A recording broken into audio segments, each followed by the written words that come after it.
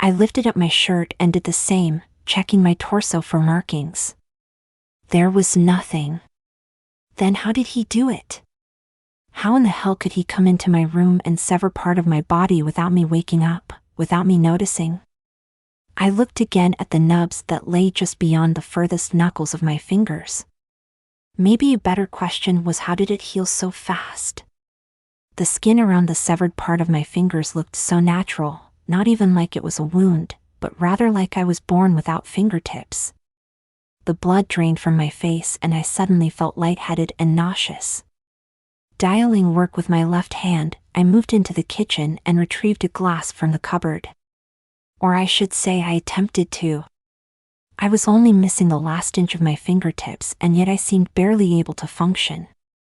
Without the pads of my fingers, I underestimated my reach and accidentally knocked the glass over with my new nubs, causing it to fall and shatter on the floor. It took 2 more attempts before I successfully grabbed a glass, awkwardly seizing with the base of my fingers, squeezing it tightly like a lifeline. I was shaking now, full of tremors. I lifted the faucet and filled the glass when I heard, "Hello?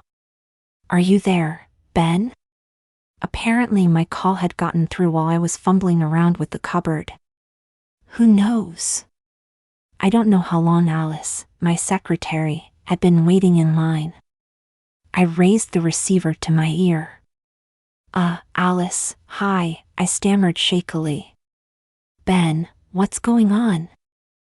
Her voice softened. She could tell I was obviously upset about something. My voice cracked with that single syllable. "I'm not coming in today. Tell everyone." My voice betrayed me and I hung up before I heard her response. Involuntarily, tears began streaming down my cheeks. What was happening? How was this possible? If this man was capable of removing parts of my body without me noticing, what else could he do? I take what I need. And more. I suddenly became aware of just how real his threats were, and I began fearing for my safety. But what could I do?